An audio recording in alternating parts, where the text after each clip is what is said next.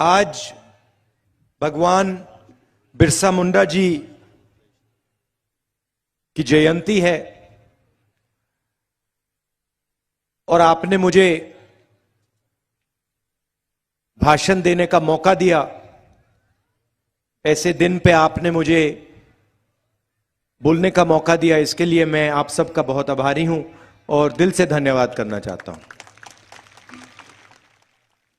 ये कोई मामूली दिन नहीं है।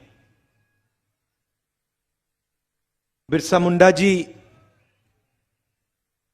अंग्रेजों से लड़े और 24 साल की आयु में अंग्रेजों ने उनकी हत्या की। जो भी उन्होंने करना था वो उन्होंने 24 साल में कर डाला। लोग लंबी जिंदगी जीते हैं, 60, 70, 80 साल जीते हैं, तब भी जो इन्होंने 24 साल में कर डाला वो नहीं कर पाते हैं। आज भगवान बिरसा मुंडा जी की सोच पर आक्रमण हो रहा है। स्टेज से आपने भाषण सुने,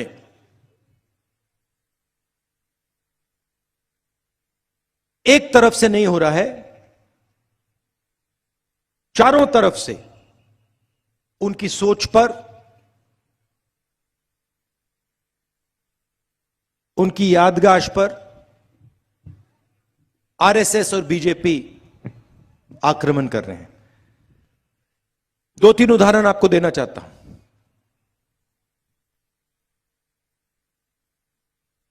जब मैंने भाषण शुरू किया, मैंने आपको आदिवासी भाई बहन कहा। कहा नहीं कहा? कहा ना। आदिवासी का मतलब क्या है? आप में से कोई बता सकता है? बताओ। नहीं, आदिवासी का मतलब क्या होता है? जो सबसे पहले था। सही बात है, जो हिंदुस्तान में सबसे पहले था। इसका मतलब है कि हिंदुस्तान का जो ओरिजिनल ओनर है, बात समझ आई? ओरिजिनल मालिक जो है वो आदिवासी है। इस शब्द का यह मतलब है। इसका मतलब अगर यह जमीन आपकी थी, मैं सिर्फ महाराष्ट्र की बात नहीं कर रहा हूं, जिसको हम भारत माता कहते हैं,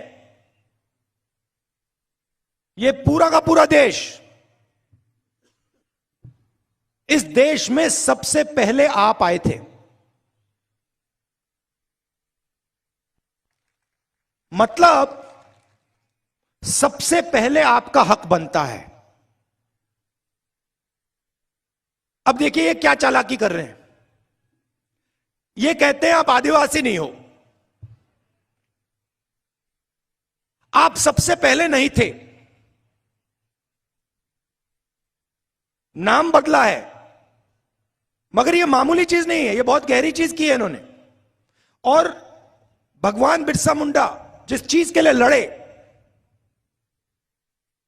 उसी चीज पर वो आक्रमण कर रहे हैं। भगवान बिरसा मुंडा जी ने कहा ये हमारी जमीन है, हम ओरिजिनल मालिक हैं। इसलिए 24 साल की आयु पे वो शहीद हुए। अब बीजेपी के लोग कहते हैं नहीं भैया, आप आदिवासी नहीं हो, आप वनवासी हो।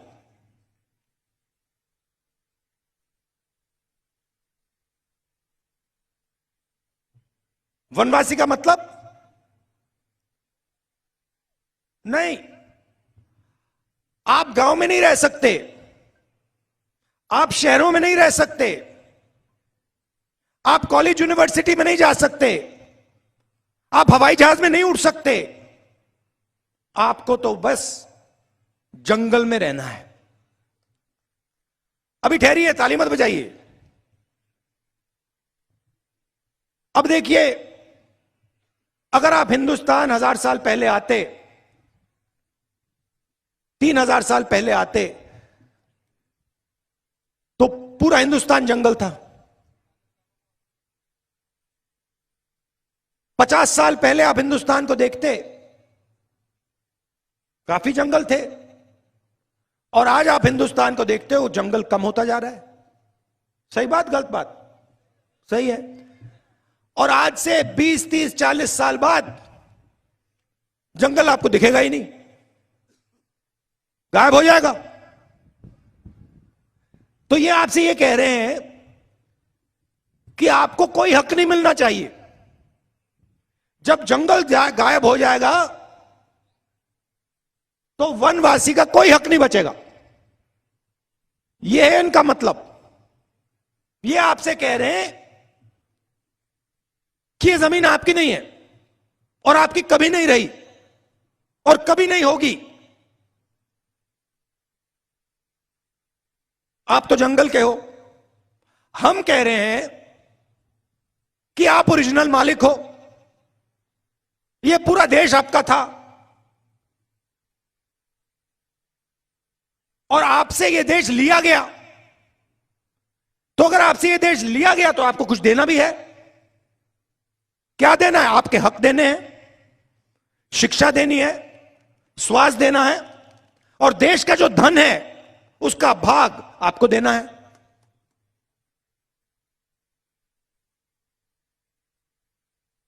सही बोला ना? तो पहली बात यह है। फिर आदिवासियों की, दलितों की, पिछड़ों की, अल्पसंख्यकों की कैसे मदद होती है, कैसे रक्षा होती है हिंदुस्तान में? यहां पे युवा हैं, बताओ। सबसे बड़ा आपकी रक्षा कौन सी चीज करती है? ये देखो, संविधान। सब जानते हैं संविधान किसने बनाया? बाबा साहेब अंबेडकर जी ने बनाया। कांग्रेस पार्टी ने उनके साथ मिलकर बनाया। उस समय बीजेपी के नेताओं ने क्या कहा? संविधान की कोई जरूरत नहीं है, संविधान बेकार चीज है। और ये हर रोज संविधान पे आक्रमण करते हैं, 24 घंटा, क्योंकि ये इस बात को मानने को तैयार नहीं है कि इस देश में दलितों को, पिछड़ों को, आदिवासियों को, गरीबों को हक मिलना चाहिए। मानने को तैयार नहीं है। तो आपसे शिक्षा छीनेंगे, स्वास्थ्य छीनेंगे, जो पब्लिक सेक्टर होता था उसको बंद करेंगे। मुझे आप बताओ, आपके जो बच्चे हैं प्राइवेट स्कूल में पैसा दे सकते हैं क्या? नहीं दे सकते ना। तो अगर सरकारी स्कूल सब बंद कर दिए जाएं तो आपके बच्चों का क्या होगा? पढ़ नहीं पाएंगे, अनपढ़ रहेंगे। फायदा किसका? बीजेपी का।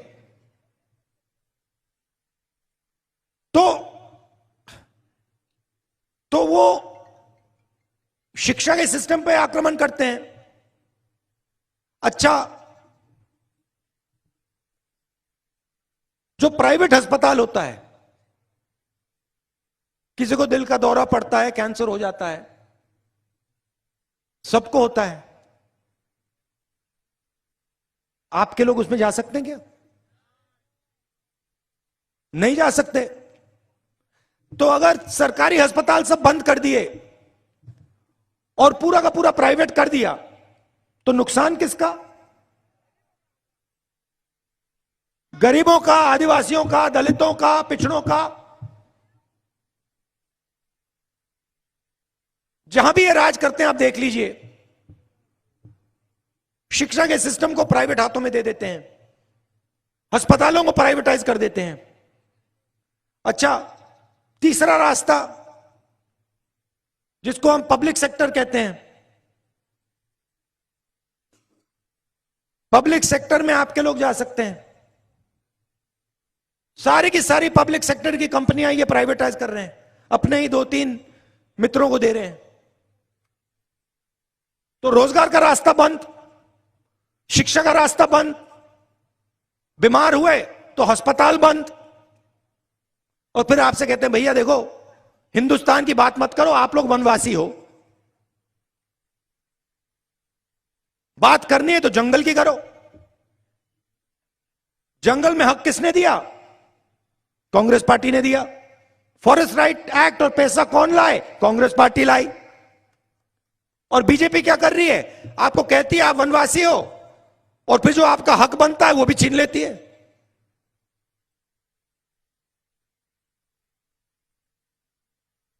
ये सिर्फ आप पर आक्रमण नहीं है,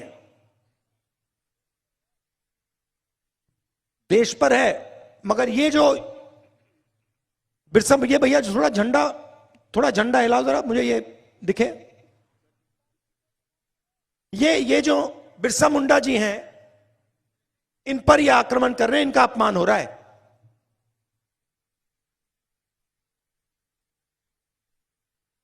तो सबसे जरूरी बात संविधान की रक्षा, आदिवासियों को शिक्षा, उनके हक, उनकी जमीन, इससे बिना आपका काम नहीं होने वाला है। और यह लड़ाई सिर्फ कांग्रेस पार्टी लड़ती है। और मैं यह भी कह देता हूं, स्टेज से कह देता हूं, कांग्रेस पार्टी लड़ती है मगर और मजबूती से लड़नी चाहिए।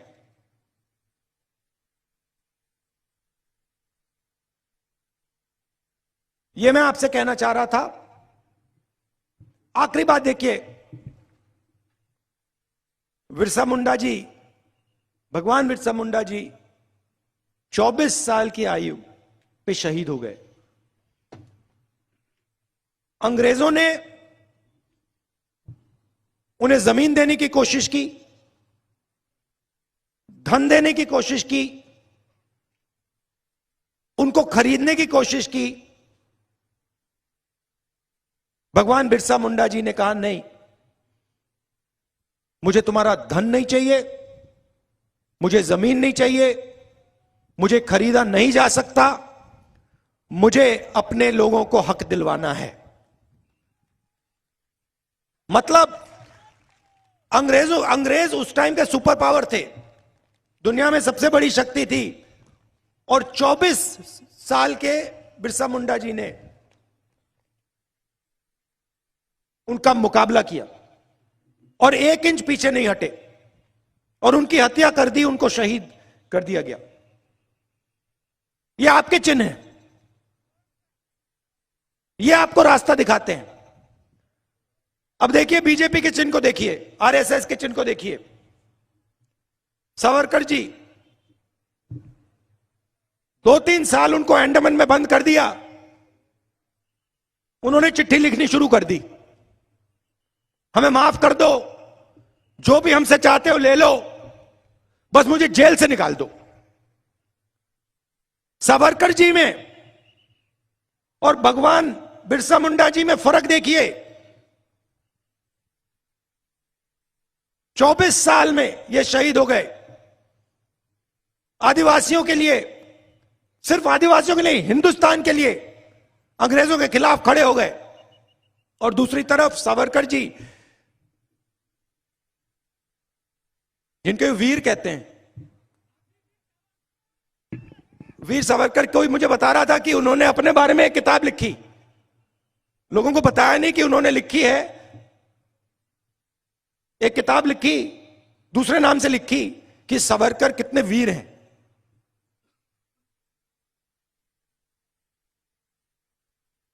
और अंग्रेजों से पेंशन लेते थे, अंग्रेजों से पेंशन लेते थे, अंग्रेजों के लिए काम करते थे, कांग्रेस के खिलाफ अंग्रेजों के साथ काम करते थे, और 2-3 साल 5 साल में जेल के बाद सच्चे सावरकर जी पूरे देश को दिखे, चिट्ठियां लिखी और अंग्रेजों ने कहा आ जाओ, हिंदुस्तान के खिलाफ हमारे साथ काम करो। सावरकर जी ने हाथ जोड़े, कहा हां जी मैं हाजिर हूं, जो भी आप मुझसे चाहते हो मैं करूंगा। यह है आपके भगवान में आपके नेता और उनके नेता में फर्क। और मैं हर आदिवासी युवा से कहना चाहता हूं, यह देखिए, ये आपको रास्ता दिखाते हैं, इनका रास्ता आपको कभी नहीं छोड़ना है। और दूसरी बात, आप वनवासी नहीं हो, आप आदिवासी हो और आप ओरिजिनल मालिक हो इस देश के। बहुत बहुत धन्यवाद। जय हिंद।